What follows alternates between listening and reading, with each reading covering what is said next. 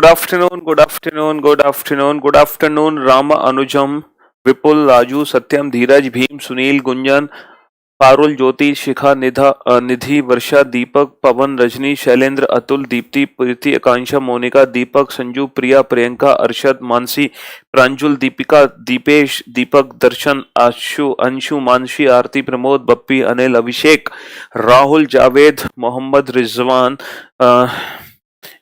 Mohammad Iqbal, Rahul, Akhtar, Radha, Abhishek, Ranjan, Vijendra, Deepu, Nitish, Santosh, Dheeraj, Pawan, Abhinav, a very good afternoon all of you. Good afternoon, good afternoon, good afternoon.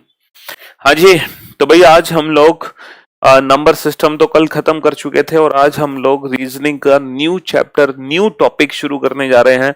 कल की class में मैंने आप लोगों को बताया भी था कि कौन कौन से टॉपिक्स हैं जो आपके बैच बेस्ड में रिमेनिंग है ना। कल लास्ट में मैंने आपको समझाया था और हमें पता चला कि हमारी करीबन 35 टू 40 क्लासेस अराउंड बची हुई है ना। 35 टू 40 क्लासेस अराउंड हमारी बची हुई है जो हमें पढ़नी है। ठीक है मेरे भाई।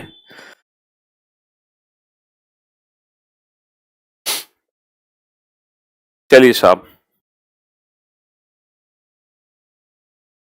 आज जो हम चैप्टर पढ़ने वाले हैं उस चैप्टर का नाम है रैंकिंग। ठीक है, आज जो हम चैप्टर पढ़ने वाले हैं उस चैप्टर का नाम क्या है? उस चैप्टर का नाम है रैंकिंग। रैंकिंग चैप्टर आज हम पढ़ेंगे। ठीक है मेरे भाई। हाँ जी, काफी इंटरेस्टिंग चैप्टर है रैंकिंग और ये वो चैप्टर है जो हर एग्जाम में पूछा जाता है। ठीक है, चाहे कोई भी पेपर हो, हर एग्जाम में इस चैप्टर से क्वेश्चन बनते ही बनते हैं रैंकिंग से रिलेटेड। रैंकिंग टेस्ट, क्रम व्यवस्था परीक्षण हम इसको बोलते हैं। रैंकिंग टेस्ट, क्रम व्यवस्था परीक्षण। ठीक है मेरे भाई। हाँ जी, तो रैंकिंग में ना दो टाइप के, हाँ जी, ranking is important for all competitive exams including bank, SSC, state और सेंट्रल। ठीक है, कोडेड, हाँ कोडेड इक्वेशन बेटा कम, उसमें बस उतना ही था कोडेड इक्वेशन में और कुछ भी नहीं था। तो अगर हम रैंकिंग की बात करें तो बेटा रैंकिंग में ना दो टाइप के क्वेश्चंस आते हैं। एक तो जो टाइप है उसमें क्वेश्चंस बनता है लेफ्ट राइट और टॉप बॉटम से रिलेटेड। लेफ्ट राइट और टॉप बॉटम से रिलेटेड। ठीक है मेरे भाई। हाँ जी, जो हमारी रैंक दी जाती है वो या तो लेफ्ट राइट से दी जाएगी, बाएं और दाएं से, बाएं और दाएं से, या फिर जो रैंक हमें दी जाएगी एग्जाम में वो ऊपर या नीचे से दी जाएगी। ऊपर या नीचे से रैंक हमें दी जाएगी। ठीक है, या तो क्वेश्चन होता है बेटा रो का, रो यानी कि एक पंक्ति का क्वेश्चन होता है, या फिर जो क्वेश्चन होता है हमारा वो क्वेश्चन होता है कॉलम का। किसका क्वेश्चन होता है? या फिर क्वेश्चन होता है कॉलम का। ठीक है, या तो पंक्ति में बैठाते हैं लोगों को या फिर हम एक कॉलम में बैठाते हैं। ठीक है, अच्छा, जो ऊपर नीचे से स्थान होता है वो क्लासेस के क्वेश्चंस को भी रिप्रेजेंट करते हैं। कक्षा, जो हम क्वेश्चंस पूछते हैं ना किसी क्लास से रिलेटेड, जैसे एक क्लास में 10 स्टूडेंट थे जिसमें मोहन ऊपर से दूसरे स्थान पर है तो वो नीचे से कितने स्थान पर होगा? या मोनिका सोहन से 10 स्थान आगे चल रही है, सोहन 10वें स्थान पर है तो मोनिका का स्थान कितना होगा? इस टाइप के जो क्वेश्चंस होते हैं। ठीक है, या फिर पास हुए छात्रों में, है ना, मोहन 10वें स्थान पर है तो फेल हुए छात्रों में सोहन कितने स्थान पर होगा? इस टाइप के जो क्वेश्चंस हैं वो इसी कैटेगरी के अंदर आते हैं। तो एक तो रैंकिंग में बेटा ये वाले क्वेश्चन बनते हैं। ठीक है, अच्छा, दूसरे जो क्वेश्चंस बनते हैं रैंकिंग में वो बनते हैं हाइट कंपैरिजन और वेट कंपैरिजन से रिलेटेड, कि कौन हाइट में बड़ा है, कौन हाइट में छोटा है, कौन वेट में बड़ा है, कौन वेट में छोटा है। हाइट और वेट से रिलेटेड क्वेश्चन बनते हैं। तो ये जो हाइट और वेट वाले क्वेश्चन है ना, किसकी हाइट ज्यादा है, किसकी हाइट छोटी है, ये वाले जो क्वेश्चन है ना बेटा, ये क्वेश्चन हम करते हैं जब हम पजल चैप्टर पढ़ेंगे। तो जब हम पजल चैप्टर पढ़ेंगे बेटा तब हम इन क्वेश्चंस को करेंगे। और अगर कोशिश करेंगे, अगर पजल में नहीं कराएंगे तो बेटा इसी चैप्टर में मैं आपको करा दूंगा वो हाइट और वेट वाले क्वेश्चन जो है। हाइट और वेट का जो कंपैरिजन होता है वो हम इसी में करा देते हैं। रैंकिंग का मतलब होता है बेटा क्रम, क्रम व्यवस्था, मतलब क्या रैंक मिली है आपको, आपका कितना स्थान आता है। जब हम पंक्ति में बैठते हैं तो पंक्ति में हम किसी ना किसी स्थान पर तो होते हैं, हमारी कोई ना कोई रैंक तो होती है। जब भी हम लोगों को पंक्ति में बैठाएंगे या जब भी आप कक्षा में जाते हो तो आपका कोई ना कोई स्थान जरूर होता है। ठीक है, उसी को हम रैंकिंग बोलते हैं। अच्छा मुझे एक बात बताओ, इस पूरे चैप्टर की पता है क्या खास बात है? इस पूरे चैप्टर की खास बात यह है कि इस पूरे चैप्टर में अगर हम फॉर्मूले की बात करें बेटा, तो क्लासिफिकेशन में जनरली बेटा दो लॉजिक एक साथ नहीं लगते, लेकिन हाँ एनालॉजी में लगते हैं, तो उसकी मैंने प्रायोरिटी आपको बता दी, तो वही प्रायोरिटी आप क्लासिफिकेशन में भी यूज कर सकते हो। ठीक है मेरे भाई, हाँ जी। राउंड टेबल पोजीशन वाले जो क्वेश्चन है ना बेटा, वो सीटिंग अरेंजमेंट चैप्टर के अंदर आते हैं। सीटिंग अरेंजमेंट चैप्टर हम अलग से पढ़ेंगे जब 10 व्यक्तियों को एक एक वृत्ताकार मेज के चारों तरफ बैठाते हैं, किसी का मुख केंद्र की ओर है और किसी का मुख केंद्र से बाहर की ओर है, बेटा वो चैप्टर है सीटिंग अरेंजमेंट, वो अलग से पढ़ा जाता है चैप्टर। ठीक है, रैंकिंग नहीं है चैप्टर, वो चैप्टर ही अलग है, सीटिंग अरेंजमेंट, उस चैप्टर का नाम है सीटिंग अरेंजमेंट, बैठने की व्यवस्था। ठीक है, हाँ तो मैं आपको क्या समझा रहा था कि कहने को, देखो बेटा सीईटी किस किस पर अप्लाई होगा एक बार आने दो, फिर बताएंगे किस किस पर अप्लाई होगा। अभी ये डिटेल में इंफॉर्मेशन नहीं आई है कि एग्जैक्टली किस किस पे अप्लाई होना है। ठीक है बेटा, 3D फिगर की काउंटिंग करा तो दिया, काउंटिंग ऑफ फिगर मेरे भाई, उसमें मैंने जो लास्ट में क्यूब्स काउंट कराए थे वो 3D फिगर ही तो थे, और क्या थे? वो 3D फिगर की ही तो काउंटिंग थी, और क्या थी ये बताओ। हाँ तो मैं आपको क्या बताने जा रहा था कि रैंकिंग चैप्टर में एकमात्र सिंगल फॉर्मूला है। ठीक है, लेकिन अफसोस की बात यह है कि वो फॉर्मूला हमारे हर क्वेश्चन को सॉल्व नहीं कर पाता।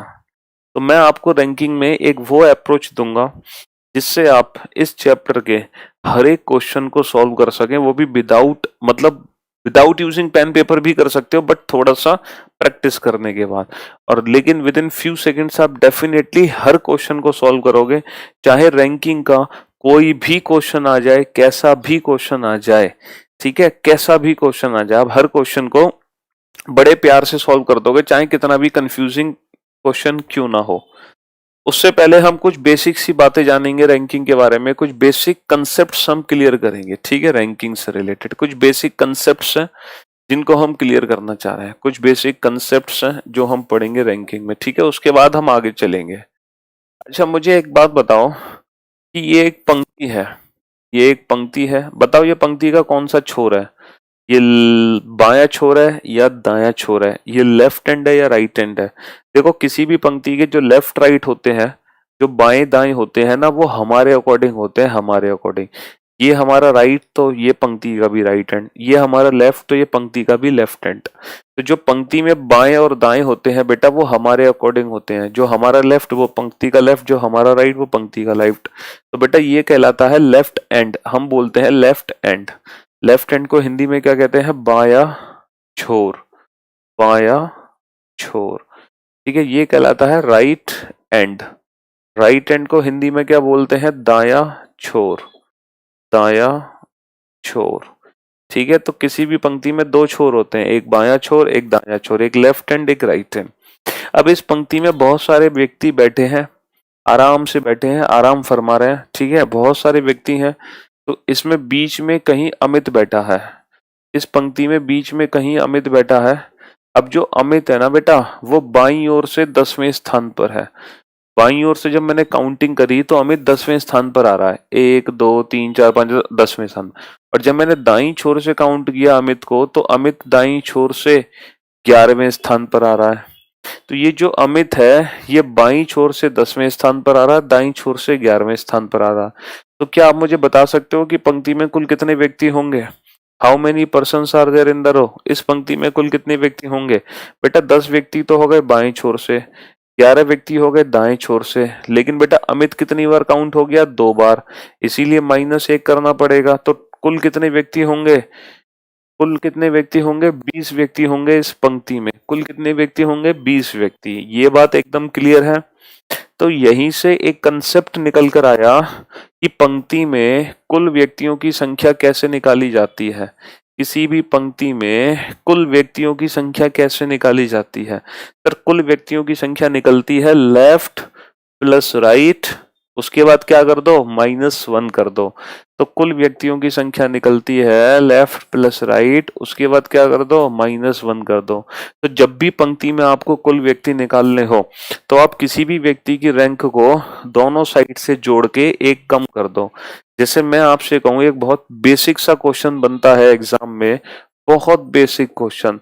मोहित एक पंक्ति में बैठा है, मोहित एक पंक्ति में बैठा है और जो मोहित है वो बाईं ओर से 15वें स्थान पर है। अगर यदि यही मोहित उसी पंक्ति में दाईं ओर से भी 15वें स्थान पर हो तो पंक्ति में कुल कितने व्यक्ति हैं? Then how many total number of persons are there in the row. तो पंक्ति में कुल कितने व्यक्ति हैं? तो आप इस क्वेश्चन का आंसर क्या दोगे? सर 15 + 15, दोनों को जोड़ के एक कम कर दो। तो इस पंक्ति में 29 पर्सन्स हैं, 29 व्यक्ति। मेरे साथ साथ आप लोग नोट डाउन करते जाना, ठीक है। तो ये एक बहुत ही बेसिक सा कंसेप्ट है रैंकिंग का, कि किसी भी पंक्ति में कुल व्यक्तियों की संख्या कैसे निकलती है। रैंक को दोनों साइड से जोड़ दो, उसके बाद एक कम कर दो, ठीक है मेरे भाई। और ये क्वेश्चन एसएससी में बहुत बार पूछा गया, बहुत बार, बहुत ही बेसिक क्वेश्चन है और बहुत बार एग्जाम में आया है, बहुत बार।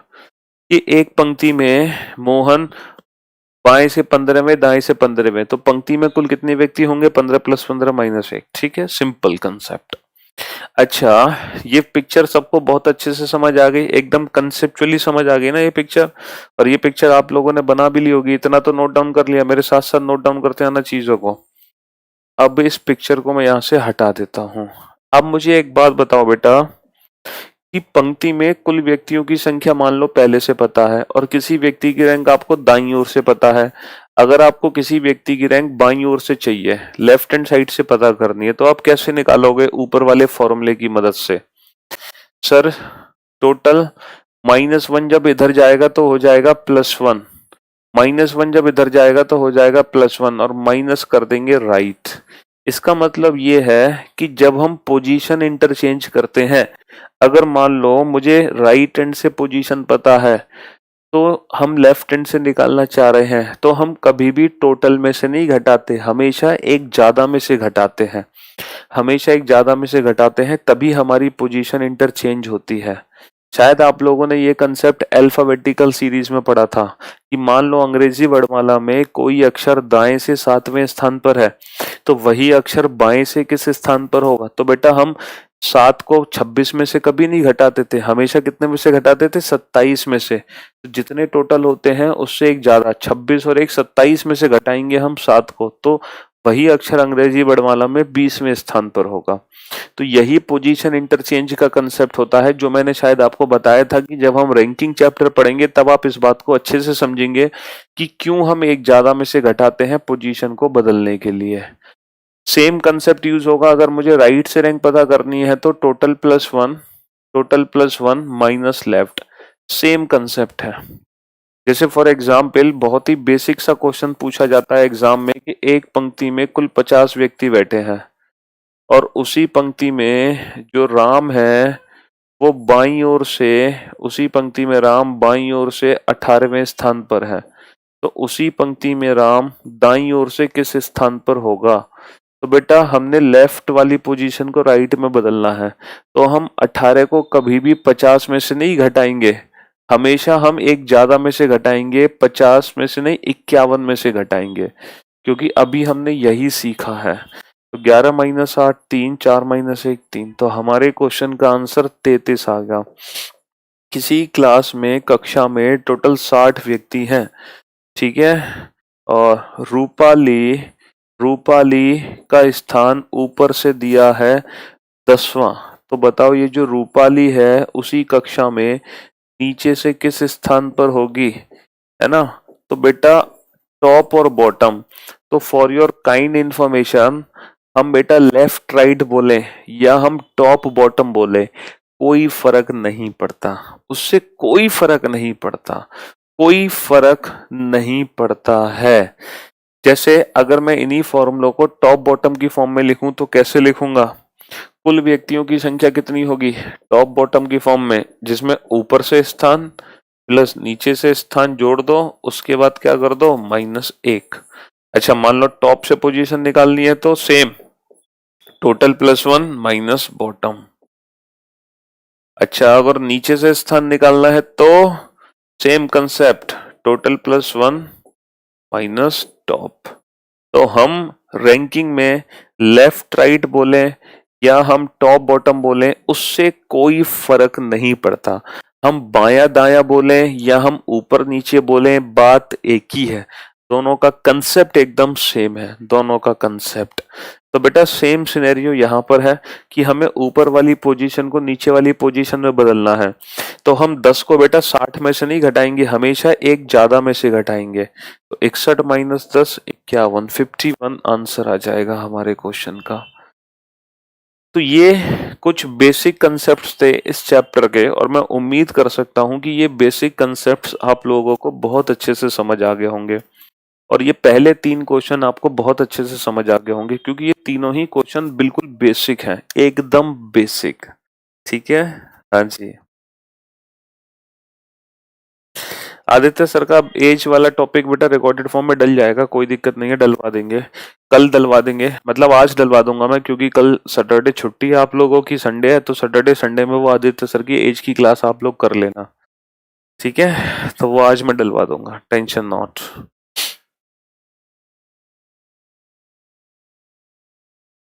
ताकि वीकेंड पे आप उसको कर लेना। मैसेज ड्रॉप कर देता हूँ मैं, ताकि याद रहेगा।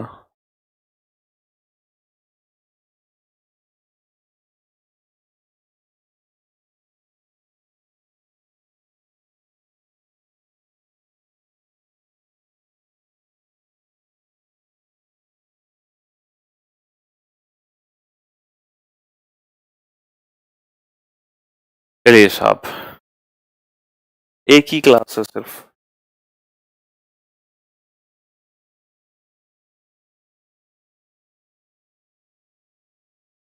गगन सर की डलवा दो, चलो एक काम करता हूँ मैं, आदित्य सर गगन सर दोनों की डलवाता हूँ, अगर गगन सर एज टॉपिक पढ़ाते होंगे तो। जस्ट वेट,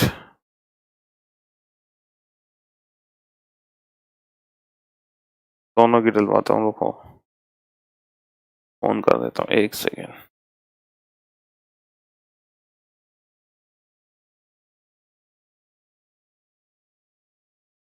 अब राकेश सर की क्लास चाहिए तो मैं, दुनिया भर के सारी टीचर की डलवा लो, है सही कह रहे हो बेटा।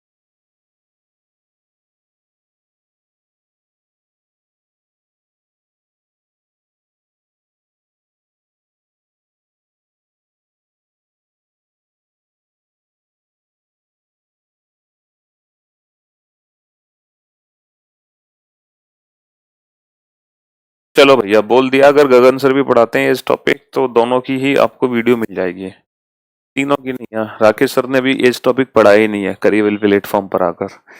ठीक है। हाँ जी। हाँ, गगन सर ने एज टॉपिक नहीं पढ़ाया है, एक बच्चे ने बता दिया। तो फिर नहीं पढ़ाया तो बताओ कहाँ से डलवा दे, तो आदित्य सर पढ़ाते हैं बेटा, तो उनकी डल जाएगी।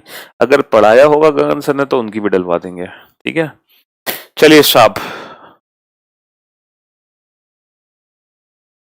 बेटा वो सब पता चल जाएगा, एनआरआई एक बार लगने तो दो, है ना, पता चल जाएगा। एक बार सीईटी आने तो दो, तो पता चल जाएगा, एक बार सारी डिटेल आने दो एक बार। ठीक है। टेंशन नॉट, डलवाने दो।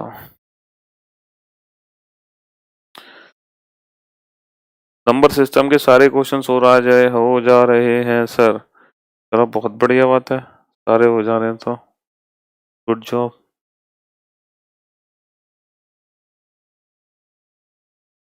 चलिए साहब, तो ये बेसिक कंसेप्ट आप समझ गए इस चैप्टर का, बिल्कुल जीरो लेवल का कंसेप्ट है जो अभी हमने समझा है। लेकिन इस कंसेप्ट से पूरा चैप्टर सॉल्व नहीं होता। पूछो क्यों? वो इसीलिए सॉल्व नहीं होता, वो इसीलिए सॉल्व नहीं होता क्योंकि ये फॉर्मूलेस काम करते हैं सिंगल पर्सन पर। अगर एक ही व्यक्ति की रैंक आपको दोनों साइड से पता है तभी आप कुल व्यक्तियों की संख्या बता सकते हो। अगर क्वेश्चन में मान लो एक से ज्यादा व्यक्तियां हैं, एक से ज्यादा लोग हैं, एक से ज्यादा व्यक्ति हैं क्वेश्चन के अंदर, तो ये फॉर्मूले यूज करने में हमें कंफ्यूजन क्रिएट होता है और हम बहुत ज्यादा कंफ्यूज्ड हो जाते हैं, ठीक है, और हमेशा आंसर गलत निकालते हैं। इसीलिए मैं आपको कुछ ऐसी अप्रोचेस बताऊंगा, चाहे क्वेश्चन में आपके एक व्यक्ति हो, चाहे क्वेश्चन में 10 व्यक्ति हो, चाहे क्वेश्चन में 20 हो, चाहे कितने भी हो लोग क्वेश्चन के अंदर, आप अपने क्वेश्चंस को कुछ ही सेकंड्स में सॉल्व कर दोगे, वो भी विदाउट एनी कंफ्यूजन, बिना किसी कंफ्यूजन के। ठीक है, तो चलिए, तो हम तैयार हैं अब रैंकिंग चैप्टर को सीखने के लिए डायरेक्ट ट्रिक से। ये तो बेटा कंसेप्ट थे, अब हम आते हैं यस मेंटो जिंदगी पर। ठीक है, ये तो बेटा आम जिंदगी है, लेकिन ये आम जिंदगी भी पता होना बहुत जरूरी है, क्योंकि मेंटो जिंदगी भी तभी पहुंचोगे जब आम जिंदगी से होके गुजरे हो। तो ये थी आम जिंदगी, अब चलते हैं हम मेंटो जिंदगी पर।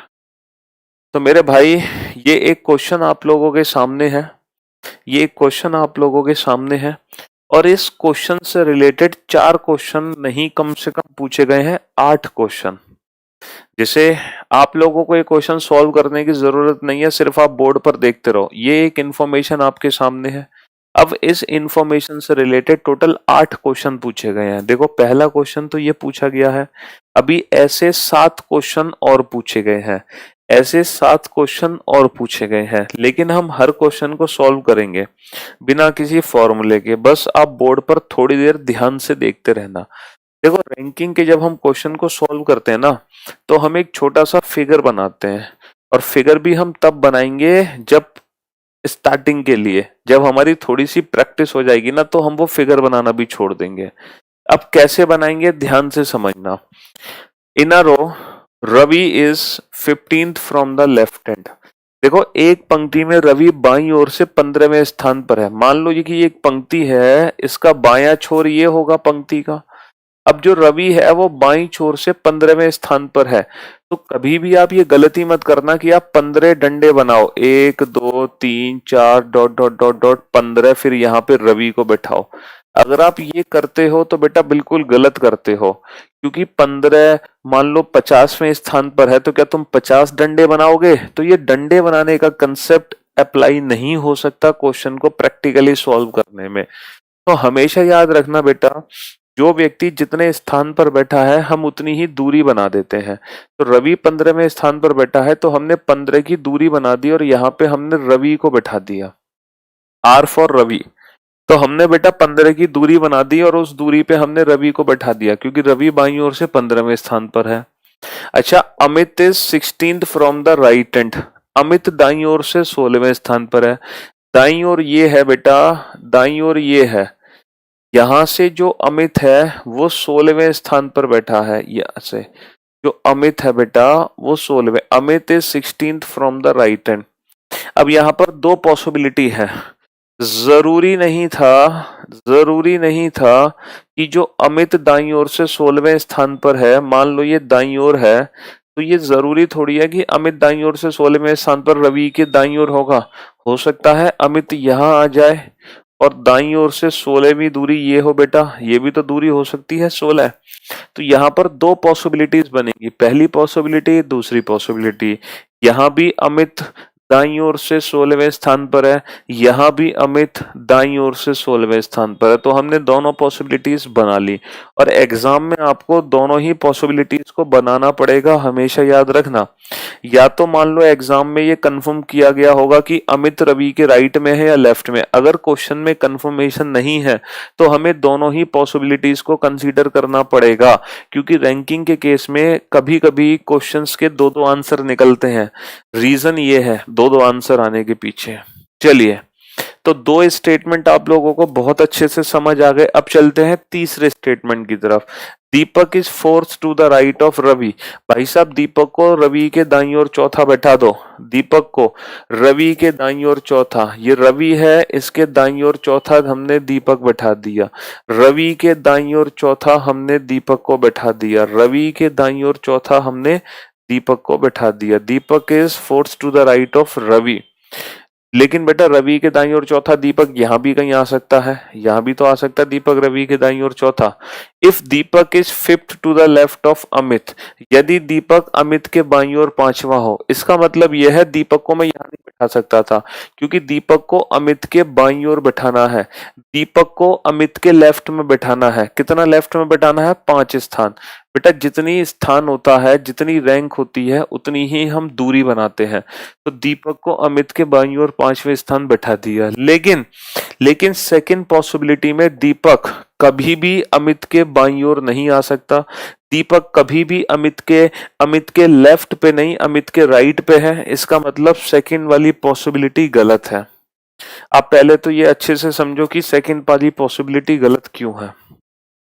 क्योंकि जब आप दीपक को रवि के फोर्थ राइट में बैठा रहे हो तो दीपक अमित के भी राइट में ही आया, जबकि क्वेश्चन में लिखा है कि दीपक को अमित के फिफ्थ लेफ्ट में आना है। तो हमारी मजबूरी थी दीपक को अमित के बाईं ओर 5वां बैठाना। ठीक है, तो इस वाली पॉसिबिलिटी को मैं हटा देता हूं जो गलत साबित हुई। तो अकॉर्डिंग टू इंफॉर्मेशन ये छोटा सा फिगर हमारे सामने बन के तैयार हो गया। अब ये जो फिगर बनाए ना बेटा, ये तुम्हारे हर क्वेश्चन का आंसर ना कुछ ही सेकंड्स में दे देगा, और वो भी विदाउट एनी कंफ्यूजन। कुछ ही सेकंड्स में आप अपने इन सारे क्वेश्चंस के आंसर दे दोगे, और वो भी विदाउट एनी कंफ्यूजन। कैसे? ध्यान से सुनना और ध्यान से समझने की कोशिश करना।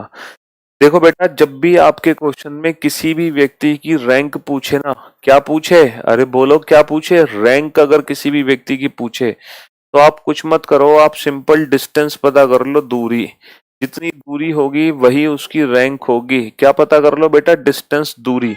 जितनी दूरी होगी वही उसकी रैंक होगी। क्योंकि हमने क्या बोला, रवि 15वें स्थान पर है तो हमने रवि की 15 दूरी बना रखी थी।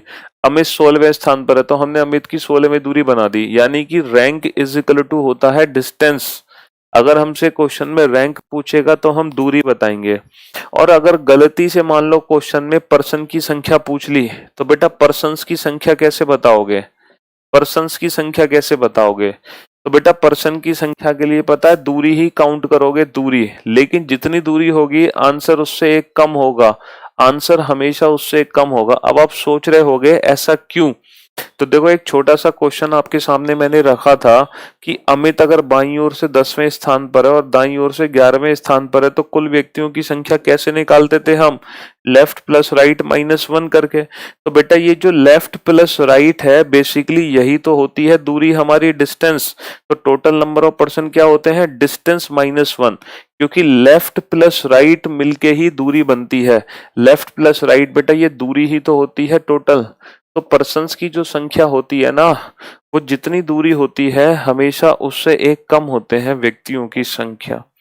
व्यक्तियों की संख्या हमेशा दूरी से एक कम होती है।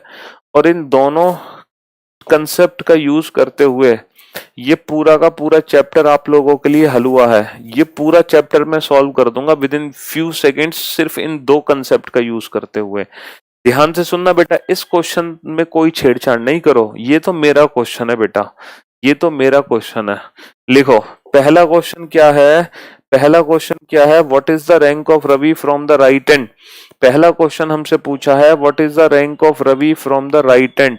तो बेटा रवि की रैंक पूछी है दाईं छोर से, ये रवि है, इसको पूछा है दाईं छोर से, इसका क्या स्थान है। अभी थोड़ी देर पहले मैंने आपको बताया स्थान मतलब दूरी, तो बेटा दाईं ओर से कितना दूर है, दूरी पता कर लो। 16 और 5 21 और 4 25, 16 प्लस 5 प्लस 4, 16 प्लस 5 प्लस 4, तो ये हमारे क्वेश्चन का आंसर आ गया 25, यानी कि रवि दाईं ओर से 25वें स्थान पर है। कुछ नहीं करना बेटा, जब भी रैंक पूछे ना तो रैंक के लिए सिंपल डिस्टेंस निकाल दो, दूरी। जब भी रैंक पूछे तो rank is equal to distance, दूरी, जितनी दूरी दिखाई दे रही है वही उसका स्थान होता है। तो रवि दाईं छोर से कितने दूर है, 16 और 5 21 और 4 25, तो बेटा पहले क्वेश्चन का आंसर 25 आ गया। अब चलते हैं हम सेकंड क्वेश्चन की तरफ। इसी इंफॉर्मेशन से रिलेटेड सेकंड क्वेश्चन हमसे क्या पूछा गया, चलिए इसी इंफॉर्मेशन से रिलेटेड सेकंड क्वेश्चन हमसे क्या पूछा जा रहा है, जरा इस पे ध्यान देते हैं हम। दूसरा क्वेश्चन हमसे पूछा जा रहा है what is the rank of Amit from the left hand. Amit का बाएं छोर से क्या स्थान है।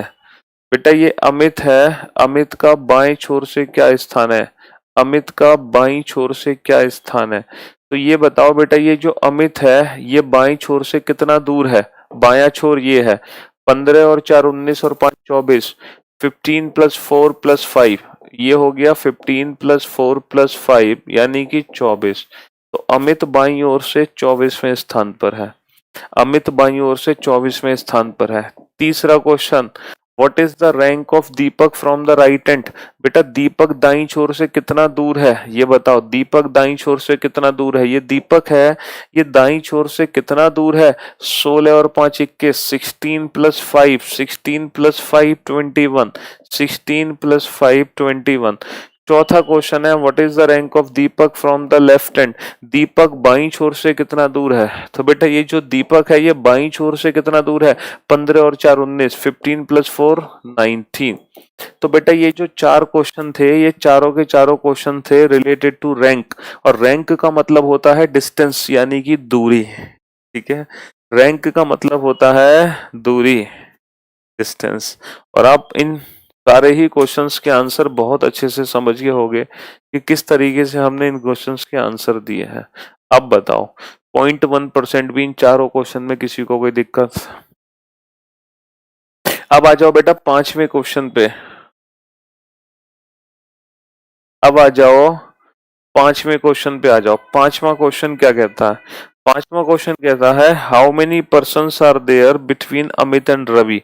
अमित और रवि के बीच में कितने व्यक्ति हैं। तो बेटा अमित और रवि के बीच की दूरी बताओ, अमित और रवि के बीच की दूरी बताओ कितनी है। अमित और रवि के बीच की दूरी है 4 और 5 9। और मैंने आपको थोड़ी देर पहले बताया व्यक्तियों की संख्या अगर आपको पता करनी है तो दूरी से वो हमेशा एक कम होगी, बस एक कम होगी। रीजन मैंने थोड़ी देर पहले दिया कि दूरी से एक कम क्यों होती है। तो व्यक्तियों की संख्या हमेशा जितनी दूरी है उससे एक कम होगी। दूरी है 9 तो व्यक्तियों की संख्या कितनी होगी, व्यक्तियों की संख्या होगी 8। अमित और रवि के बीच की दूरी अगर 9 है तो अमित और रवि के बीच में व्यक्तियों की संख्या होगी कितनी, व्यक्तियों की संख्या होगी 8। सिंपल सी बात ये है। कितने क्वेश्चन हो गए इस इंफॉर्मेशन से रिलेटेड, 5 क्वेश्चन हो गए ना। अभी 3 क्वेश्चन और पूछे गए इसी इंफॉर्मेशन से रिलेटेड, जरा ढूंढते हैं उन तीनों क्वेश्चन को। ये रहे वो 3 क्वेश्चन, 6 7 8। अब देखो ये क्वेश्चन पूछा गया है इसी इंफॉर्मेशन से रिलेटेड, अमित और दीपक के बीच में कुल कितने व्यक्ति हैं। How many persons are there between Amit and Deepak. Amit और दीपक के बीच में कुल कितने व्यक्ति हैं, अमित और दीपक के बीच में कुल कितने व्यक्ति हैं। तो आप ये बताओ बेटा अमित और दीपक के बीच की दूरी कितनी है, 5। अगर अमित और दीपक के बीच की दूरी 5 है तो बेटा कितने व्यक्ति होंगे, दूरी से हमेशा एक कम होंगे। अब इतना मत सोचो बेटा, दूरी से हमेशा एक कम होंगे। अगला क्वेश्चन है रवि और दीपक के बीच में कितने व्यक्ति हैं, रवि और दीपक के बीच में कितने व्यक्ति हैं। तो बेटा रवि और दीपक के बीच की दूरी कितनी है, रवि और दीपक के बीच की दूरी कितनी है, 4। तो व्यक्तियों की संख्या कितनी होगी? व्यक्तियों की संख्या होगी 3। और अगला क्वेश्चन है कुल कितने व्यक्ति हैं? लास्ट क्वेश्चन है कि कुल कितने व्यक्ति हैं। आखिरी क्वेश्चन है कि कुल कितने व्यक्ति हैं। तो कुल व्यक्तियों के लिए बेटा कुल दूरी निकाल लो, लेफ्ट से राइट तक कुल दूरी कितनी बनी? 15 और 4 19 और 5 24 और 16 40। कुल दूरी बनी 15 और 4 19 और 5 24 और 16 40। तो जितनी दूरी है व्यक्ति उससे बेटा एक ही कम होंगे, ज्यादा नहीं। व्यक्ति एक ही कम होंगे दूरी से। तो 40 में से एक कम कर दो, कितने? 39 39। अब देख लो आप। तो बेटा दो ही टाइप के क्वेश्चन बनते हैं रैंकिंग में, पहला टाइप ये, दूसरा टाइप ये। पहले टाइप में पूछता है वो पर्सन की रैंक और दूसरे टाइप में पूछता है वो पर्सन्स के बारे में। तो हमेशा याद रखना rank is equal to distance, person is equal to distance -1। दो ही चीज है, या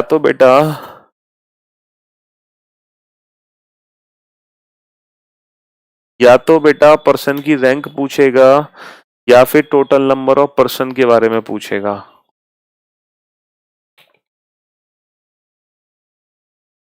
बेटा जब रैंकिंग चैप्टर कंप्लीट होगा तो फिर मैं ये सारे क्वेश्चंस अपलोड करवा दूंगा, ठीक है। क्वेश्चंस को लिखने की जरूरत नहीं है आपको, क्वेश्चंस को लिखने की जरूरत नहीं है। हाँ, सॉल्यूशन लिखते जाना, हर क्वेश्चन का सॉल्यूशन लिखते जाना। सॉल्यूशन में क्या बनेगा? ये छोटा सा फिगर बनेगा और ये सॉल्यूशन भी लिखना पड़ेगा आपको, ठीक है। क्वेश्चन मत लिखना। प्रैक्टिकली करके बेटा, प्रैक्टिकली करके तुम घर पे देखना आराम से। तुम 39 लोगों को बैठाना, 1 डंडा 2 3 4 5 6 39 डंडे बना लेना और फिर जो इन्फॉर्मेशन दे रखी है उसके अकॉर्डिंग प्रैक्टिकली आप क्वेश्चन को करना। तो प्रैक्टिकली आप करोगे क्लास खत्म होने के बाद। अगर थोड़ा सा आपको कंफ्यूजन है मेरे आंसर्स पे तो आप प्रैक्टिकली इस क्वेश्चन को करके देख सकते हो। मेरे हिसाब से 39 हैं कुल व्यक्ति, तो आप 39 व्यक्तियों को बैठाना। फिर अमित को रवि को बैठाना 15वें स्थान पर, अमित को 16वें स्थान पर और दीपक को बैठाना रवि के दाईं ओर चौथा और दीपक को बैठाना अमित के बाईं ओर पांचवा। फिर देखना ये सारे पॉइंट जस्टिफाई हो रहे हैं कि नहीं हो रहे, ठीक है। तो प्रैक्टिकल कर लेना, घबराते क्यों हो।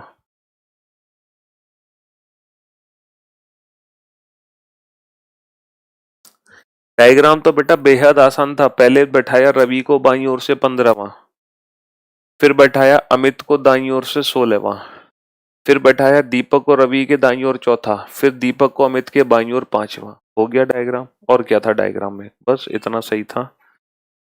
चलिए, तो बेटा ये जो पहला क्वेश्चन था जिससे पूरे 8 क्वेश्चन बने वो मैंने किया, 8 हो गए, 8 क्वेश्चन सॉल्व, है ना। अब बारी है आपकी। अब बेटा हथियार उठा लो, यानी कि पेन उठा लो, पेपर उठा लो। क्वेश्चन को लिखना नहीं है, डायरेक्ट बिना लिखे ही क्वेश्चन को सॉल्व करोगे,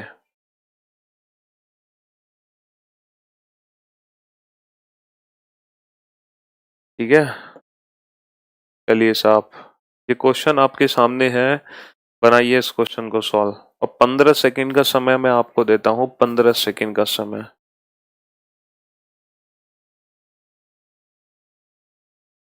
इन a row Kunal is 18th from the left hand. बेटा एक पंक्ति में कुणाल बाईं ओर से 18वें स्थान पर है। हमेशा याद रखना पूरा क्वेश्चन एक साथ मत पढ़ना, जैसे जैसे पढ़ते जाओ वैसे वैसे फिगर बनाते जाओ, जैसे जैसे पढ़ते जाओ वैसे वैसे फिगर बनाते जाओ। तो बेटा पंक्ति में कुणाल को बाईं ओर से 18वें स्थान पर बैठा दो। ये लेफ्ट हैंड है, बायां छोर। यहां से कुणाल बैठा है 18वें स्थान पर, तो कुणाल को बैठा दो पंक्ति में बाईं ओर से 18वें स्थान पर। जितनी दूरी उतनी रैंक, जितनी दूरी उतनी rank. If Rohan is 7th from the left hand, और रोहन को बैठा दो बेटा बाईं छोर से 7वें स्थान पर। कुछ ऐसे बच्चे थे, है ना, जिन्होंने रोहन को बाईं छोर से बैठाया लेकिन बैठाया यहाँ से। अरे मेरे लाल, बायां छोर बेटा यही है, तो रोहन यहीं से बैठा है 7वें स्थान पर। तो बेटा 18 से तो बहुत पीछे है, तो रोहन यहीं कहीं बैठा है बाईं ओर से 7वें स्थान पर। अब क्वेश्चन क्या पूछा है? How many persons are there between them. इनके बीच में कितने व्यक्ति हैं? तो बेटा इनके बीच की दूरी कितनी है? इनके बीच की दूरी है 18 में से 7 कम कर दो 11। और इतनी देर से मैं आपको समझा रहा हूं कि जितनी दूरी होती है तो पर्सन्स की जो वैल्यू होती है हमेशा दूरी से एक ही कम होती है, ना कि दो। अच्छा, अगर इस क्वेश्चन में पूछता कि बताओ कुल व्यक्तियों की संख्या कितनी है, तो आंसर होता कैन नॉट बी डिटरमाइन, क्योंकि कुल व्यक्ति नहीं बता सकते। क्यों? क्योंकि हमें किसी का भी स्थान दाईं छोर से नहीं पता। अगर इन दोनों में से किसी का भी स्थान हमें दाईं छोर से पता होता तो फिर हमें कुल दूरी पता चल जाती, तो फिर हम कुल व्यक्तियों की संख्या बता सकते थे। लेकिन अभी हम कुल व्यक्तियों की संख्या नहीं बता सकते। हाँ, इनके बीच में कितने व्यक्ति बैठे हैं ये बता सकते हैं। 11 की दूरी है, 10 व्यक्ति बैठेंगे। ठीक है मेरे भाई, तो बहुत ही प्यारा सा फिगर बनता है, और जैसे जैसे पढ़ते जाओ वैसे वैसे बैठाते जाओ, जैसे जैसे पढ़ते जाओ वैसे वैसे बैठाते जाओ। अगर क्वेश्चन में ऑप्शन कुल व्यक्तियों की संख्या पूछी है और can not be determine option नहीं है, तो क्वेश्चन ही गलत है, उसमें क्या कर सकते हैं फिर तो ऑप्शन ही गलत हो गए ना। अबे भाई मारो मुझे मारो, इतना समझाने के बावजूद गाड़ी तुम्हारी, सुई तुम्हारी वहीं पे अटकी है कि 10 है या 11 आंसर है, और यहाँ पे लिखा हुआ है। क्या आपको लिखा हुआ भी नहीं दिखाई देता? ये क्या लिखा हुआ है? या इसके बाद भी 10 है या 11 है? इतनी देर से वही समझा रहा हूँ कि जो बीच की दूरी होती है व्यक्तियों की संख्या हमेशा दूरी से कम होती है। क्यों होती है? एक्सप्लेन मैंने किया था, रीजन मैंने दिया था कि लेफ्ट प्लस राइट -1 होते हैं व्यक्तियों की संख्या, और लेफ्ट प्लस राइट ही होती है दूरी। टोटल डिस्टेंस ही होती है लेफ्ट प्लस राइट, और व्यक्ति हमेशा उससे एक कम होते हैं ना, बस। हाँ।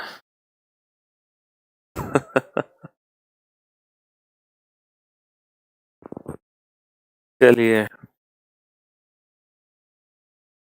Next question.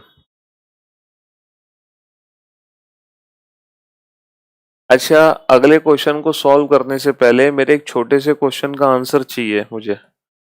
मेरे छोटे से क्वेश्चन का आंसर दो। ये राम है और ये श्याम है। मेरे छोटे से क्वेश्चन का आंसर दो। इनके इनके बीच की दूरी 6 है बेटा। इनके बीच की दूरी कितनी है? इनके बीच की दूरी 6 है। तो बताओ बीच में व्यक्तियों की संख्या कितनी है? बीच में व्यक्तियों की संख्या कितनी है? 6 में से एक कम कर दो 5, क्योंकि व्यक्तियों की संख्या हमेशा दूरी से कम होती है, हमेशा दूरी से कम। तो इसका मतलब ये है कि राम और श्याम के बीच में 6 की दूरी है, तो व्यक्ति कितने हैं? व्यक्ति होंगे 5।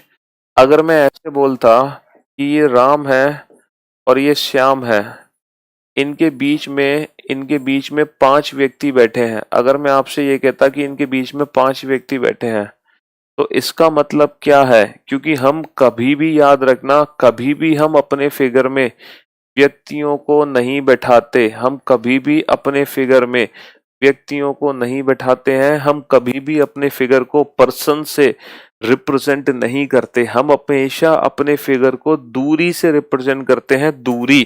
तो हम 5 व्यक्तियों को नहीं बैठाएंगे, हम 5 व्यक्तियों के लिए दूरी बनाएंगे।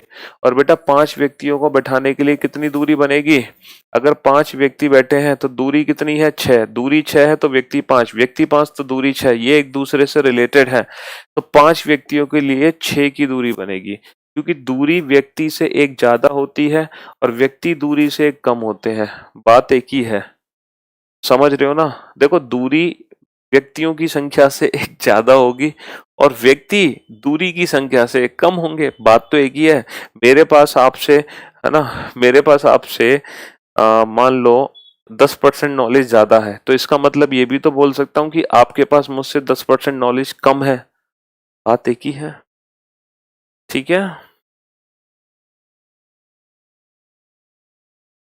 तो हमेशा याद रखना, जब भी हमारे क्वेश्चन में व्यक्तियों को रिप्रेजेंट किया जाएगा तो हम व्यक्तियों की जगह दूरी बनाएंगे। और अगर दूरी है तो बहुत बढ़िया है, वरना व्यक्तियों के लिए भी हम दूरी बनाते हैं। बस इतना ध्यान रखना, क्योंकि हमारा फिगर हमेशा दूरी से बनता है। अब करो इस क्वेश्चन को सॉल्व।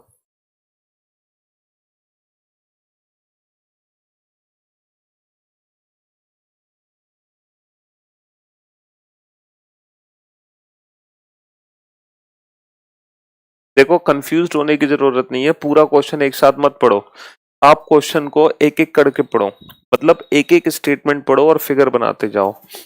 सिंगल सिंगल स्टेटमेंट पढ़ो और फिगर बनाते जाओ, सिंगल सिंगल स्टेटमेंट पढ़ो। पूरा क्वेश्चन एक साथ पढ़ने की कोई आवश्यकता नहीं है। In a row Mohit is 12th from the left hand. एक पंक्ति में मोहित बाईं छोर से 12वें स्थान पर है। तो बेटा सबसे पहले मोहित को बाईं छोर से बैठाओ, ये बायां छोर है, यहां से मोहित को बैठाओ कितने स्थान पर, 12वें स्थान। 12वें स्थान का मतलब दूरी। अच्छा अगला पॉइंट है Sumit is 15th from the right hand and Sumit is right to Mohit. देखो क्वेश्चन में दे रखा है कि जो सुमित भैया है वो मोहित के दाईं ओर बैठे हैं। अब भैया सुमित भैया को मोहित के दाईं ओर बैठा दो, ये क्वेश्चन में दिया गया था, वरना सुमित भैया मोहित के बाईं ओर भी आ सकते थे, ठीक है, वरना सुमित मोहित के लेफ्ट पे भी आ सकता था, बट क्वेश्चन में ये क्लियरली मेंशन है सुमित इज राइट टू मोहित, सुमित मोहित के राइट में है, and Sumit is 15 from the right hand, और सुमित दाईं ओर से कितने स्थान पर है, सुमित दाईं ओर से 15वें स्थान पर, यानी कि 15 दूरी पर है। अब देखो क्वेश्चन को ध्यान से समझो, if there are 6 persons between them. अब इनके बीच में 6 व्यक्ति हैं, अभी थोड़ी देर पहले मैंने आपको समझाया अगर बीच में 6 व्यक्ति हैं तो हम 6 डंडे नहीं मारेंगे, हम क्या बनाएंगे 6 व्यक्तियों के लिए, हम 6 व्यक्तियों के लिए बनाएंगे दूरी, हम 6 व्यक्तियों के लिए बनाएंगे दूरी। अब बताओ 6 व्यक्ति 6 पर्सन कितनी दूरी पे बैठेंगे, 6 पर्सन 6 की दूरी पे बैठेंगे, 5 की या 7 की, सर दूरी होगी 7, क्योंकि 7 की दूरी पे ही 6 व्यक्ति आ सकते हैं, 7 माइनस 1 6। अब देखो पहले क्वेश्चन का आंसर, पंक्ति में कुल कितने व्यक्ति हैं, तो बेटा कुल व्यक्तियों के लिए हमें कुल दूरी चाहिए, कुल दूरी है 12 और 7 और 15, ये है टोटल डिस्टेंस 12 7 15, और जितनी दूरी होगी पर्सन हमेशा उससे एक कम होंगे, 12 और 7 19, 12 और 7 19 और 5 34 15 माइनस 1, तो आंसर आ गया 30। भैया जितनी दूरी होगी व्यक्तियों की संख्या हमेशा उससे एक कम होगी। दूसरा क्वेश्चन है what is the rank of Mohit from the right hand. बेटा जो मोहित है वो दाईं छोर से कितना दूर है, रैंक पूछिए यानी कि दूरी, तो बेटा मोहित दाईं ओर से कितना दूर है, 15 और 7 22, बेटा ये दूरी ही है, क्योंकि रैंक पूछिए, इसमें हम एक कम नहीं करेंगे, क्योंकि दूरी दूरी का मतलब रैंक।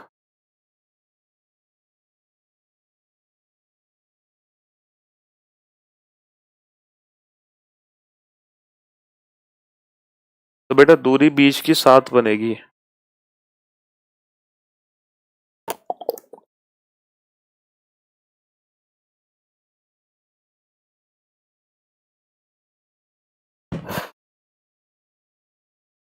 सॉल्यूशंस नोट डाउन करते जाना, क्वेश्चन तो अपलोड हो जाएंगे, सॉल्यूशन अपलोड नहीं होता कभी भी, याद रखना। अरे यार अभी भी तुम्हारी दिमाग यहीं सुई यहीं अटकी हुई है, बीच में 7 क्यों आएगा, कहाँ से आ गया 7, 6 व्यक्ति थे, अरे यार इतनी देर से समझा रहा हूँ, जो व्यक्तियों की संख्या होती है वो जितनी दूरी होती है उससे कम होती है, तो मेरे लाल यहाँ से दूरी की वैल्यू कितनी निकलेगी, पर्सन प्लस 1 नहीं निकलेगी, पर्सन प्लस 1। इतना बेसिक सी चीज आपको नहीं समझ आ रही, तो दूरी की संख्या व्यक्तियों से एक ज्यादा नहीं हो गई, 6 और 1 7। अगर आप ये इस पे जस्टिफाई करते हो तो आप इस पे जस्टिफाई क्यों नहीं कर पा रहे, बात तो एक ही है, दोनों का मीनिंग एक ही तो है।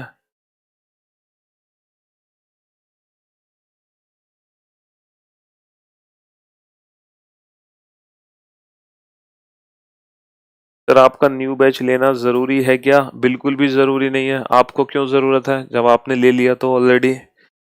हाँ जो आपके भाई बंधु हो उनको जरूरी है, आपको जरूरी नहीं है, ठीक है।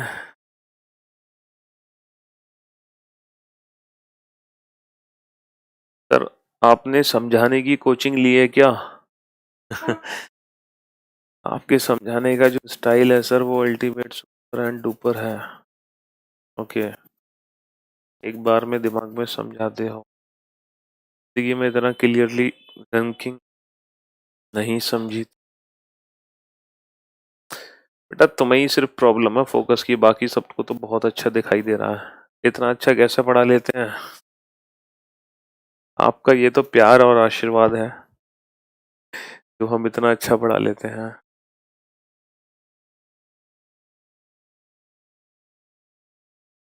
आप सारे सब्जेक्ट क्यों नहीं पढ़ाते हैं? जिस दिन सारे सब्जेक्ट पढ़ाएंगे उसी दिन आप लोग ही गाली दोगे मुझे, समझे? हो गया सॉल्व? हम्म। अबे नोट कर लिया, सॉल्यूशन कर लिया। अब चलते हैं नेक्स्ट क्वेश्चन पे। बेटा जब भी कुछ समझ ना आए ना, आप क्वेश्चन को एक एक स्टेटमेंट पढ़ो और एक एक स्टेटमेंट पढ़ते हुए उसका फिगर बनाओ। हड़बड़ाहट जल्दबाजी मत करो। सिंगल सिंगल स्टेटमेंट पढ़ो, सिंगल सिंगल स्टेटमेंट पढ़ते हुए फिगर बनाओ। Anupam is 11th from the left hand. बेटा बैठा दो अनुपम को बाईं ओर से 11वें स्थान पर। अगर कोई दिक्कत करे ना अनुपम तो मुझे बताना। अगर कोई दिक्कत करे अनुपम बैठने में ना तो मुझे बताना।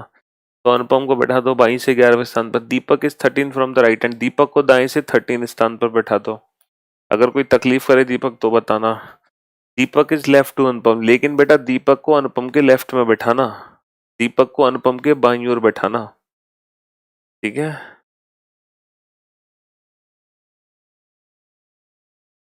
अच्छा, there are 4 person between them. बेटा इनके बीच में 4 व्यक्ति हैं। अगर बीच में 4 व्यक्ति हैं इसका मतलब कि जो बीच की दूरी बनेगी वो 5 बनेगी। बस ये आपको ध्यान रखना है, क्योंकि 5 की दूरी पे ही 4 व्यक्ति आ सकते हैं। 4 व्यक्ति अगर बैठे हैं ना तो दूरी हमेशा 5 की है। जैसे जो अल्फाबेटिकल सीरीज होती है बेटा, ठीक है मेरे भाई, इसमें 26 अक्षर होते हैं, 26 लेटर्स होते हैं।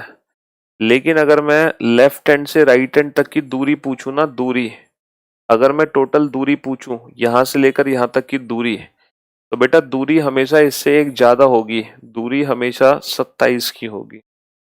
दूरी हमेशा जितने अक्षर हैं उससे एक ज्यादा होगी, पर्सन से एक ज्यादा। अब आप shocked, how is it possible? ये कैसे संभव है? देखो बेटा जो बी है वो बाएं से दूसरे स्थान पर है, यानी कि बी बाएं से दूसरा। और जेड से कितने स्थान पर है? जेड से 25वें स्थान पर है। तो अगर कोई मान लो बॉम्बे है, वो कहीं से 2 किलोमीटर है और कहीं से 25 किलोमीटर है, तो यहां से लेकर यहां तक दूरी कितनी होगी? 25 और 2 27 किलोमीटर की होगी ना। 25 और 2 27। यहाँ से लेफ्ट हैंड से लेके राइट हैंड तक की दूरी, ठीक है?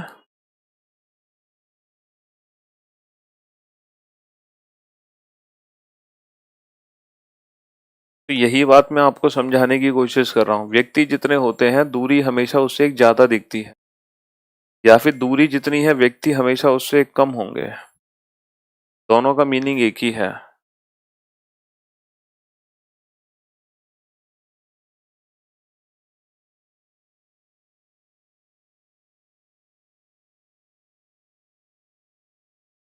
हाँ जी, तो हो गया क्वेश्चन सॉल्व। पहले अनुपम को बैठाया बाईं ओर से 11वें स्थान पर। अरे बैठाया अनुपम को बाईं ओर से 11वें स्थान पर कि नहीं? ये बायां छोर है, यहां से अनुपम को बैठाओ 11वें स्थान पर। यहां से अनुपम को बैठाओ 11वें स्थान पर बाएं छोर से। अच्छा, Deepak is 13th from the right hand. Deepak दाईं ओर से 13वें स्थान पर है, ठीक है? And Deepak is left to Anupam. और दीपक अनुपम के बाईं ओर है। बेटा ये अनुपम है, इसके बाईं ओर दीपक है। अनुपम के लेफ्ट में बैठाना है दीपक को, तो इसका लेफ्ट हमारा लेफ्ट। तो अनुपम के लेफ्ट में हम किसको बैठा देंगे? अनुपम के लेफ्ट में हम दीपक को बैठा देंगे। दीपक इज लेफ्ट टू अनुपम। और दीपक दाईं ओर से कितने स्थान पर है? दीपक दाईं ओर, ये दाया छोर है। दीपक दाईं ओर से 13वें स्थान पर है। देखो भाई अनुपम बाएं से 11वें था और दीपक दाएं से 13वें है। ये मत सोचना कि इनके बीच की दूरी 2 है। इस गलत फहमी में मत रहना। प्रैक्टिकली सोचो, इनके बीच की दूरी 2 नहीं हो सकती, ठीक है मेरे भाई? हाँ जी, इनके बीच की दूरी तो कितनी भी हो सकती है, 2, 3, 4, 5, 6, 7। बेटा 13 में से 11 कम करके 2 मत करना। 2 तो दूरी तब होती जब ये 13 होता और ये 11 होता, तो इनके बीच की दूरी 2 होती। अब तो ठीक है, लेकिन अगर आप अभी भी इनके बीच की दूरी 2 सोच रहे हो, तो बेटा फिर आपके कंसेप्ट बहुत बहुत बहुत ज्यादा वीक हैं। तो आप थोड़ी सी उस पर मेहनत करो। अगर आपको अभी भी इनके बीच की दूरी 2 दिखाई दे रही है, तो बीच की दूरी 2 अब दिखाई देगी, ना कि अब। ठीक है, ये बताओ इनके बीच में कितने व्यक्ति बैठे हैं? इनके बीच में कितने व्यक्ति बैठे हैं? इनके बीच में 4 व्यक्ति बैठे हैं। There are 4 persons between them. अगर इनके बीच में, इन दोनों के बीच में 4 व्यक्ति हैं, तो इन दोनों के बीच की दूरी कितनी होगी? इन दोनों के बीच की दूरी होगी 5। अब जो जो बच्चे आंसर दे रहे हैं इस क्वेश्चन का 28, वो खड़े हो जाएं, बिल्कुल अभी की अभी। जो जो बच्चे इस क्वेश्चन का आंसर दे रहे हैं 28, वो बिल्कुल अपनी सीट से खड़े हो जाएं। छोटी सी सजा मिलेगी उनको। मेरे भाई, हमें चाहिए कुल व्यक्तियों की संख्या, टोटल पर्सन। और टोटल नंबर ऑफ पर्सन हम तभी निकाल सकते हैं जब हमें टोटल दूरी पता हो, क्योंकि जितनी दूरी होगी टोटल, उससे एक कम होंगे व्यक्ति। अब टोटल दूरी हम कैसे निकाले बेटा? From left to right hand की डिस्टेंस कितनी है, ये है टोटल डिस्टेंस। बहुत सारे बच्चों ने क्या किया, टोटल डिस्टेंस का मतलब 11 और 13, 24 और 5, 29, उन्होंने सब कुछ आपस में जोड़ दिया। अरे मेरे लाल, मेरे हरे, मेरे पीले, टोटल डिस्टेंस चाहिए from left to right hand. तो बेटा तुम 13, 11 और 5 को आपस में कैसे जोड़ सकते हो? टोटल डिस्टेंस का मतलब है यहाँ से लेके यहाँ तक चलने में कितनी दूरी तय की। बेटा यहाँ से यहाँ तक की दूरी 11 है, ये वैल्यू 5 है, तो बेटा मुझे बता दो बस यहाँ से यहाँ तक की दूरी कितनी होगी। अगर ये वैल्यू 11 है, ये 5 है, तो बेटा यहाँ से यहाँ तक की दूरी 11 में से 5 कम कर दो, 6 होगी। अब ये बताओ टोटल डिस्टेंस कितनी होगी? टोटल डिस्टेंस होगी 6 और 13। टोटल डिस्टेंस होगी बेटा 6 और 13। 6 और 13 19, तो टोटल डिस्टेंस बेटा 19 किलोमीटर की है। और 19 पे व्यक्ति कितने होंगे? 18, ना कि 28। भाई साहब थोड़ा ध्यान से समझो, दूरी का मतलब है कि हम कितनी दूरी ट्रेवल कर रहे हैं, यात्रा कर रहे हैं। ठीक है, कितनी दूरी हमने यात्रा की है from left hand to right hand, मतलब एक छोर से चलना शुरू किया और हम दूसरे छोर तक पहुंचे, तो हमने कुल कितनी दूरी तय की, तो उसी में से तो एक कम करोगे कुल व्यक्तियों के लिए। तो हमने दूरी तय की 13, तो यहाँ तक तय की, 6 और तय कर ली, तो हम लेफ्ट हैंड से राइट हैंड तक पहुंच गए, तो हमने 19 की दूरी तय की। अबे 13 में से भी 5 कम कर सकते हो, आंसर एक ही आना है मेरे भाई। कान को ऐसे पकड़ो या ऐसे पकड़ो, बात तो एक ही है। ऐसे चलो, ये दूरी यहाँ से यहाँ तक कितनी है? 11। ये दूरी 13, 13 में से 5 कम कर दो, यहाँ से यहाँ तक की दूरी कितनी बची? 8। तो बेटा 11 और 8 19, तब भी दूरी 19 की ही है, बात तो एक ही है मेरे भाई। ये 13 है, ये 5 है, 13 में से 5 कम कर दो, ये दूरी कितनी बची? 8। तो बेटा अब भी तो दूरी 19 है, कैसे? 8 और 11 19, तब भी 19, या फिर 6 और 13 19, तब भी 19। आंसर तो 19 ही आएगा, मतलब दूरी तो 19 ही आएगी, चाहे कैसे भी चेक करो। उससे क्या फर्क पड़ता है? बॉम्बे टू गोवा डिस्टेंस अलग है और गोवा टू बॉम्बे डिस्टेंस अलग है, आपके कहने का मतलब ये है। अबे सुधर जाओ।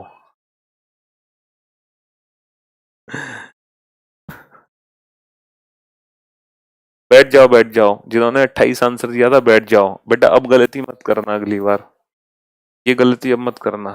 ठीक है, समझ गए ना? बहुत बहुत मजा आ रहा है।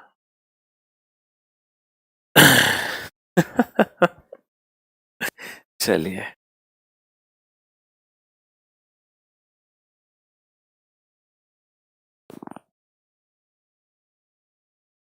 दीपक और अनुपम एक ही रो में है या अलग अलग? आपको दंडवत प्रणाम है मेरा, दंडवत प्रणाम है बेटा।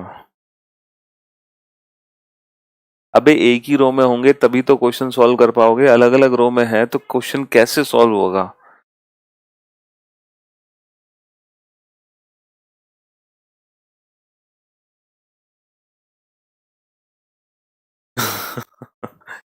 चलिए साहब। बेटा अगर तुम 13 और 11 को आपस में जोड़ोगे तो फिर इस 5 को घटाना पड़ेगा जो कॉमन डिस्टेंस है, तब जाके दूरी निकलेगी। 13 और 11, 24 में से 5 घटाओ तब टोटल दूरी निकलेगी 19, तब भी 19 निकलेगी।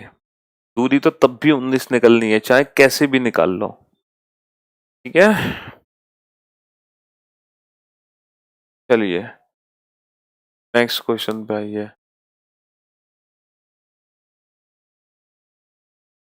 अगले क्वेश्चन का आंसर दो।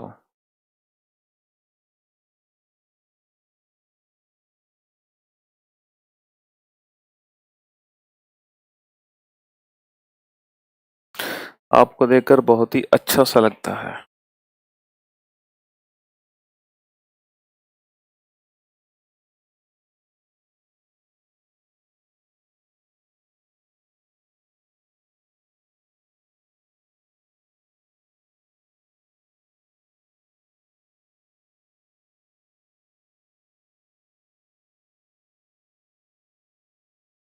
करो भैया करो,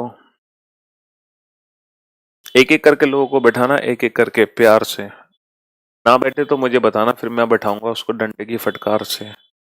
आप बैठाओ प्यार से, हम बैठाएंगे डंडे की फटकार से।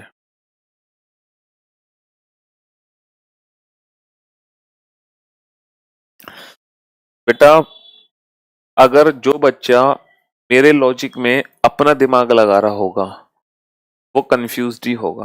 आप अपना दिमाग छोड़ो, अपना लॉजिक छोड़ो, सिर्फ जो मैंने बताया है वो क्वेश्चन बनाओ।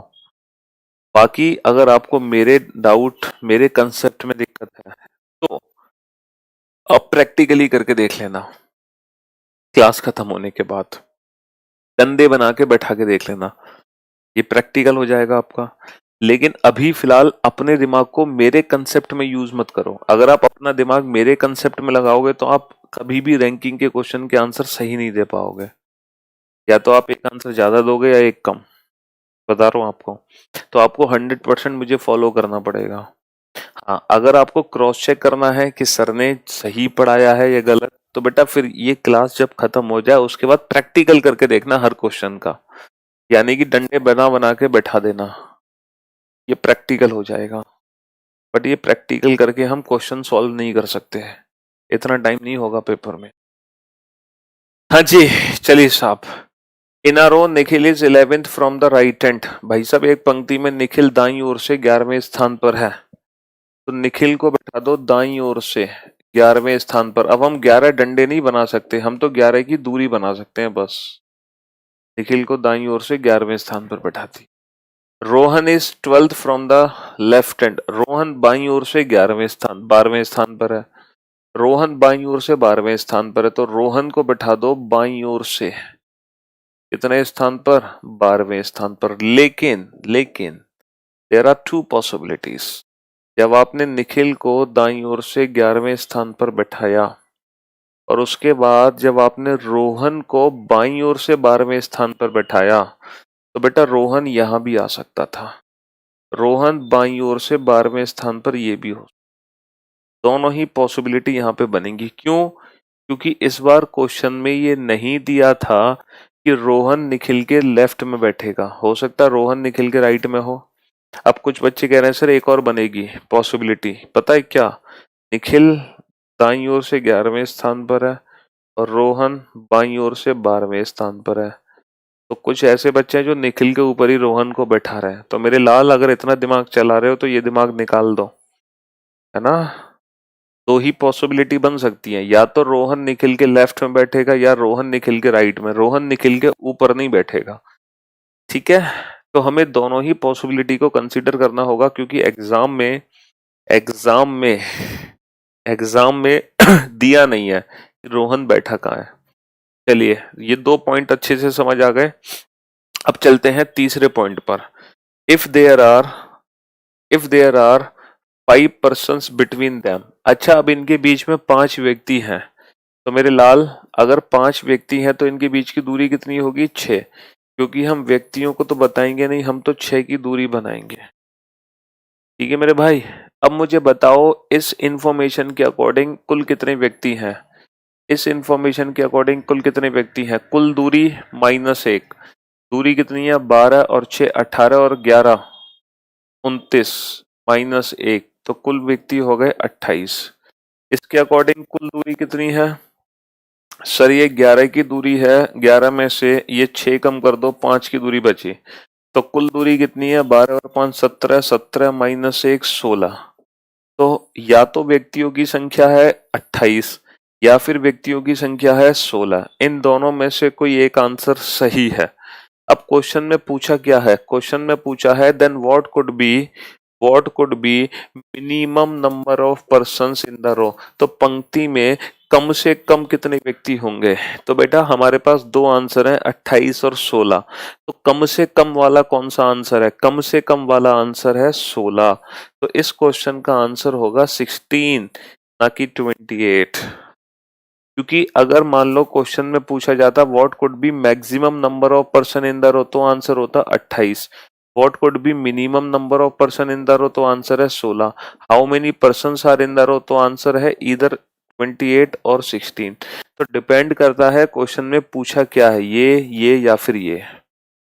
तो याद रखना, अगर मिनिमम पूछा जाए तो बाय डिफॉल्ट हम उनको ओवरलैप कर देंगे, मैक्सिमम पूछा जाए तो दूर दूर बैठाएंगे, और अगर टोटल पूछा जाए तो दोनों ही को ही कंसीडर करेंगे। ठीक है, हाँ जी। बेहद देखो, एक ही सिंगल कंसेप्ट है। मैं ये नहीं कहूंगा कि पहले 10 क्वेश्चन के लिए ट्रिक अलग, अगले 10 के लिए ट्रिक अलग, अगले 10 के लिए ट्रिक अलग। पूरा का पूरा रैंकिंग, चाहे कैसा भी क्वेश्चन हो, सिर्फ यही दो कंसेप्ट है। Rank is equal to distance और person is equal to distance -1। पूरा रैंकिंग मैं इसी से सॉल्व करूंगा, पूरा का पूरा रैंकिंग। ठीक है, चाहे क्वेश्चन कितना भी टिपिकल हो, टफ हो, कितना भी, मैक्सिमम लेवल तक के क्वेश्चन हम इसी से ही बना डालते हैं। इसके अलावा पूरे चैप्टर में कोई कंसेप्ट ही नहीं है, कोई ट्रिक ही नहीं है, बस यही दो चीज है। अबे किस क्वेश्चन में -1 नहीं किया था मैंने, है ना? किस क्वेश्चन में -1 नहीं किया? एक भाई साहब कह रहे हैं लास्ट क्वेश्चन में -1 नहीं किया। अबे 19 - 1 18 नहीं है? ये कुल व्यक्तियों की संख्या जितनी दूरी है उससे एक कम नहीं है, -1 नहीं किया मैंने। इससे पिछले वाले क्वेश्चन में बेटा दूरी में से एक कम नहीं किया मैंने। हाँ, यहाँ मैंने -1 नहीं किया, क्यों? क्योंकि ये पूछी है बेटा रैंक, और रैंक जो होती है वो डिस्टेंस के बराबर होती है। तो यहाँ पर हम -1 नहीं करेंगे, लेकिन जब भी व्यक्तियों की संख्या पूछी जाएगी तो हम हमेशा -1 ही करेंगे। दूरी से एक कम होते हैं व्यक्ति, दूरी से एक कम होते हैं व्यक्ति। कितनी बार समझाएं, इस बात को दिमाग में भर लो। जितनी दूरी उससे एक कम व्यक्ति।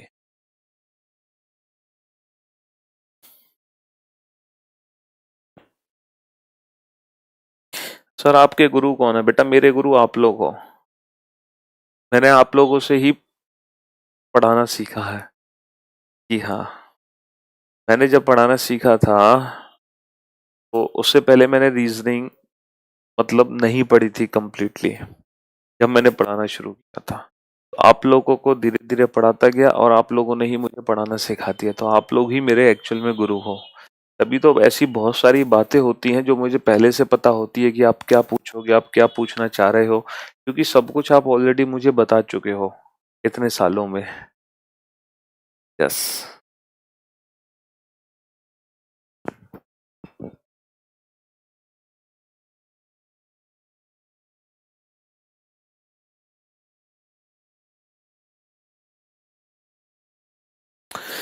तो चलिए साहब, फिर एक काम करते हैं।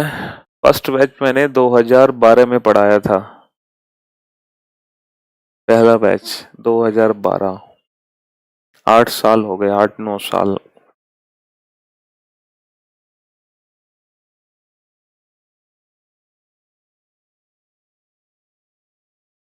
बहुत सारे, तो हजारों बैचेस पढ़ा लिए हैं।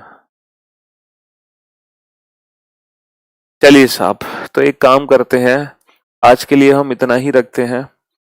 ठीक है, अब हम कल मुलाकात करेंगे और मैं आप लोगों से एक रिक्वेस्ट करूंगा कि आप ये जितने भी क्वेश्चंस मैंने कराए हैं, बस बेटा मेरी जो एज है, बस मैं आप लोगों से 2 3 साल ही छोटा हूँ, ज्यादा छोटा नहीं हूँ। बस जितनी आपकी एज है उससे 2 3 साल कम है मेरी एज, ज्यादा नहीं है। हाँ, तो जितने भी क्वेश्चन मैंने आज की क्लास में कराए हैं, ये 6 क्वेश्चन कराए हैं, 5 5 कराए हैं। आप इन पांचों के पांचों क्वेश्चन को दोबारा से सॉल्व करोगे। आप इन पांचों के पांचों क्वेश्चन को दोबारा से सॉल्व करोगे, ठीक है मेरे भाई। हाँ जी, अब तभी हम कल मुलाकात करेंगे आपसे। चलिए, तो thank you so much guys, thanks a lot, goodbye, take care, love you all, bye bye, love you all, take care, good night, शुभ रात्रि, सब खैर, बाय बाय। कल कल नहीं बेटा, अब मंडे को मुलाकात करेंगे। आज तो मैं आपकी वो मैथ्स की वीडियो डलवा दूंगा ये इस टॉपिक की, तो आप वो पढ़ना आराम से कल परसों में, ठीक है। चलिए परसों मिलेंगे, मंडे को मिलेंगे हम सीधा।